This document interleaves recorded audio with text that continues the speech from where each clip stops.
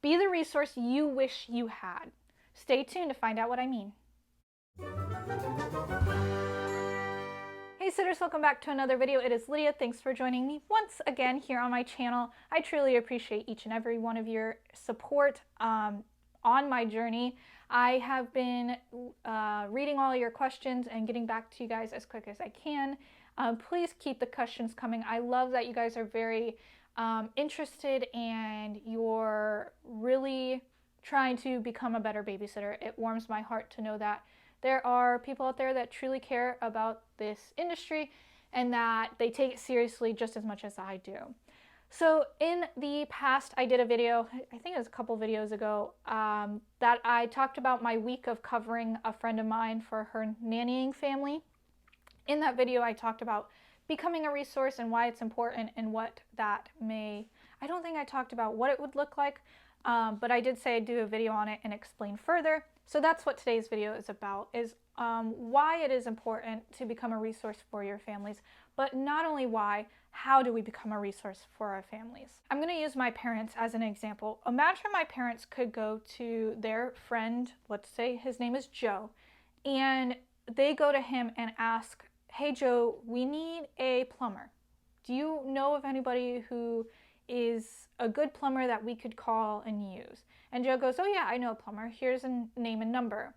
And then my parents go, well, we love that you recommended this plumber. So Joe, do you have a tree company that you recommend? And Joe goes, oh yeah, I have a tree company. Absolutely. Here's somebody's name and number.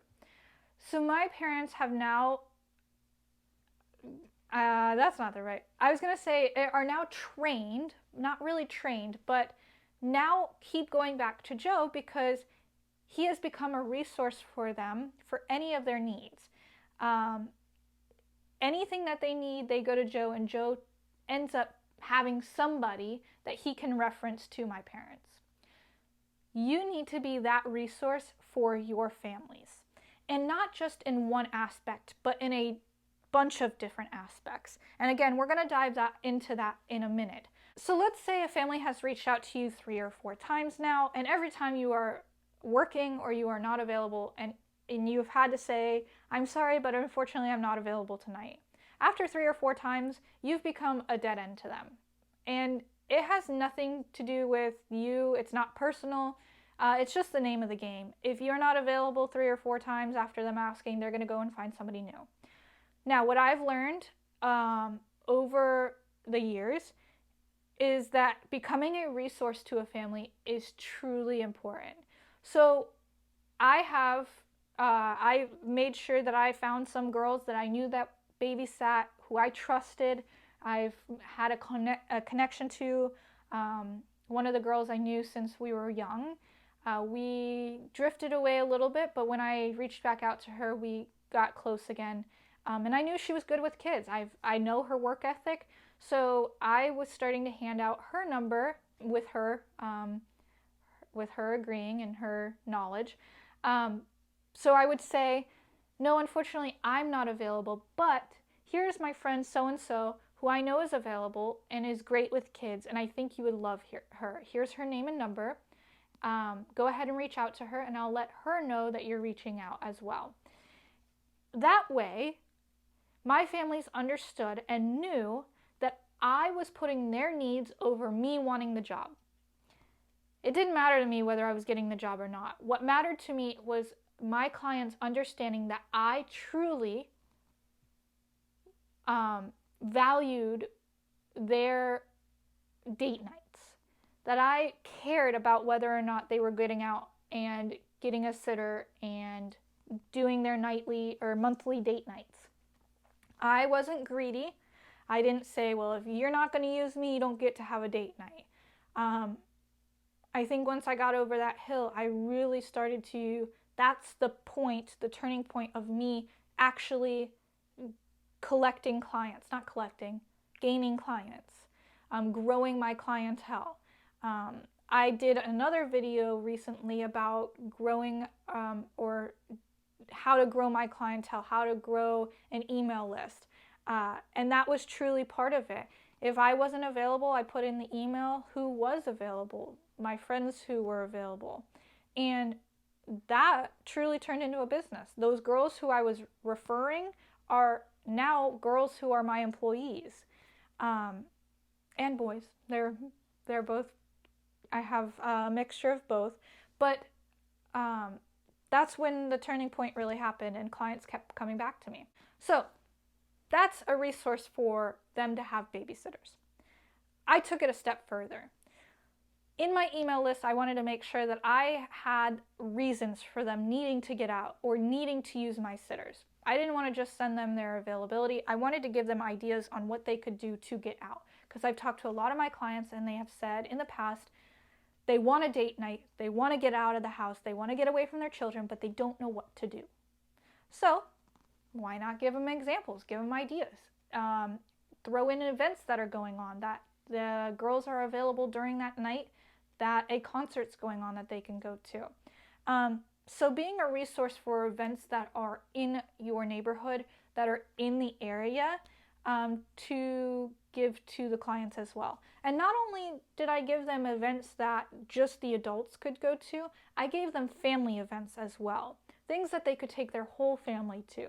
Again, this isn't about me getting the job or my babysitters getting the job. This is me trying to make sure that families know that they can come to me for whatever childcare needs they need, whether it be events that are going on, classes, camps that may be going on throughout the summer. I want to be a wealth of knowledge for my clients so that they come back to me for whatever need it is. Not only do you need to be a resource for events, but also businesses. So now you have this clientele that comes to you for babysitters and events. But you can also now go to businesses and say, look, I have this pool of clients. They are exactly your target market. And I can basically propose a partnership with these businesses that are kid related. We have kids hands-on museums. We have restaurants that are kid oriented and geared towards kids. We have art studios that are geared towards kids. I can go to any of those businesses and say, look, I have this clientele. I have this pool of people that you want to market to, and they come to me for resources. If they come to me about asking what's the best kid restaurant in the area or where do you think we should go, these businesses are gonna want to use you to get to these clientele, to get to their target market. And I can do a video further or later on about partnerships and what that'll look like and how do you approach them. But being a resource on both ends, both for your clientele who are looking for kid related businesses, and then also for businesses who are looking for families with children.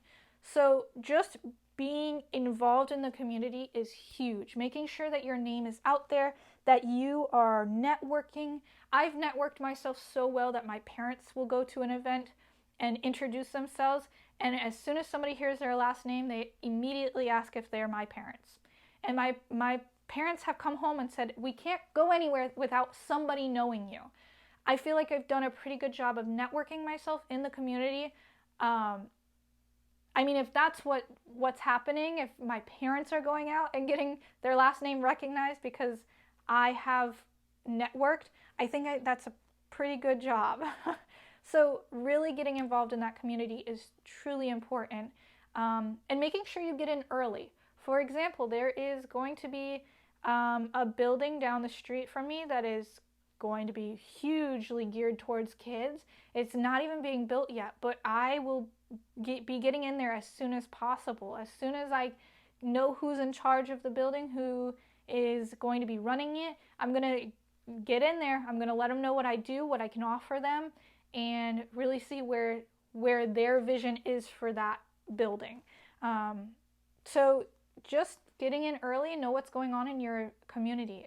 It's important. So your starting point is to find a group of other babysitters that can babysit right along with you if you're not available. So if you're not available, Sally can be available. If Sally's not available, Renee can be available. If Renee is not available, Tom can be available.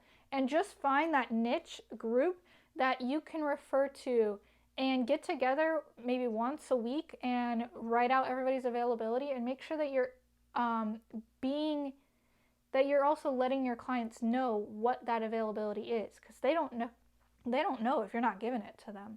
So that's your starting point. That is where you want to get started, and it can grow from there, but making sure that you have a trustworthy group is important.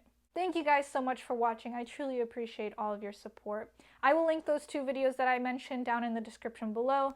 If you guys have any questions, let me know. Thanks for watching. I'll see you in the next video.